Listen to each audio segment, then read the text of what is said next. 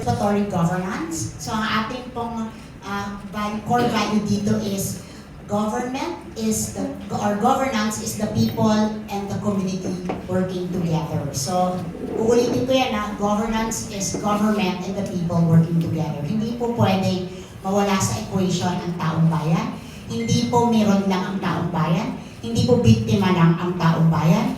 Ang taong bayan ay aktibong kalahok sa lahat ng ginagawa natin dito sa Lungsod Quezon. Kung kaya, sa usaping disaster response, umaasa talaga tayo sa partisipasyon ng taong bayan para magkaroon tayo ng sapat na kaalaman para mabilis tayong kumilos sa iba't ibang suliranin ng ating komunidad.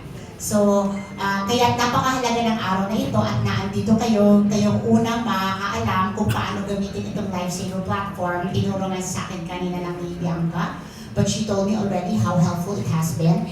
And it relies entirely on the power of the community. Kaya natutuwa ako dun sa salitang community-powered AI platform. No? Community-powered, ibig sabihin kayo ang kalakasan ng tagumpay ng plataforma ito at lahat ng mga ginagawa sa Quezon City. Yung 122 relies on a call from someone who cares. Yung ating iRise Up requires all kinds of information that we get from the barangay level. So lahat